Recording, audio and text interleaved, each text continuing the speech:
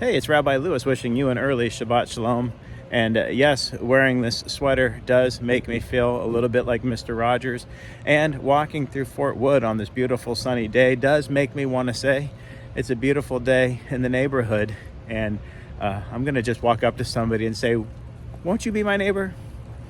Anyhow, we want to talk about the Torah portion this week. The Torah portion is Vayera, and it includes that really challenging passage that we already read at Rosh Hashanah this year about the binding of Isaac. And I don't like having to read it twice so close together, but here we are.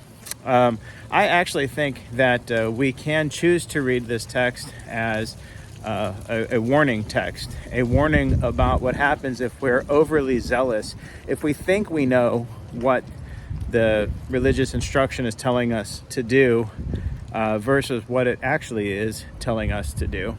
What I'm trying to say is perhaps God did not intend to say, take your only son who you love to the mountain and give him up as a burnt offering there. Perhaps there's something that we're missing in there.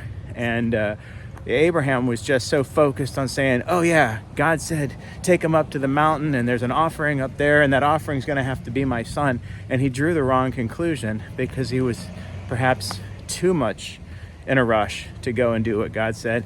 He wasn't really focused on what God was trying to say. And if we examine the Hebrew, what we have in its form that we have been had passed down to us is pretty clear. That it wants Abraham to make Isaac into a burnt offering. But let's suppose there's an earlier form and there's something missing where God is employing a method that actually much later was made famous by our 16th president, Abraham Lincoln. I was just studying up on this, that he was very meticulous about communication, and that he would actually begin a lot of his phrases by saying, do not misunderstand this. I'm not telling you X, Y, or Z. Or let me be clear that what I have just said does not mean this.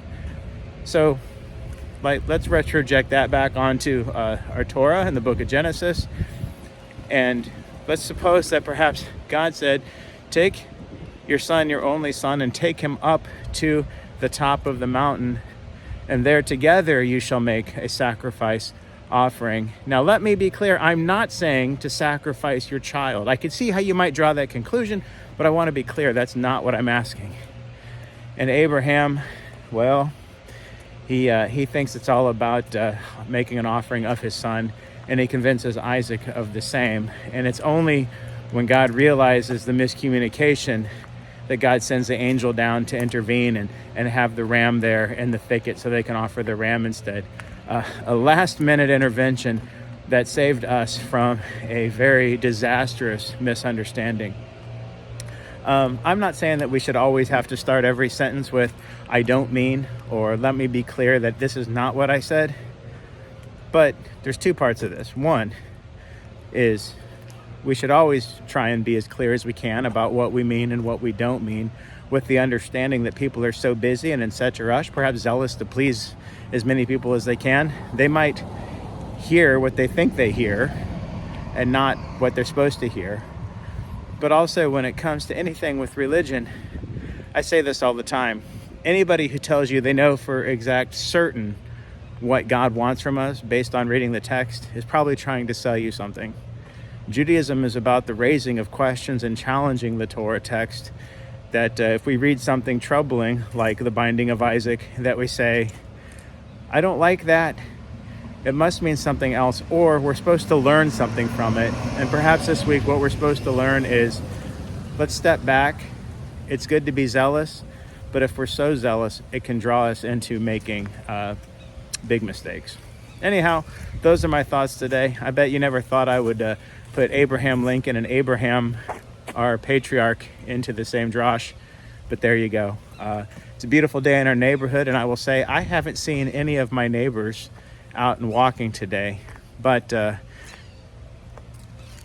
if I do see them later, I will ask them to be my neighbor. Shabbat shalom. Please won't you be my neighbor? Hi, neighbor. Had a little trouble with my zipper there. I'll get these shoes tied and then Try the zipper again.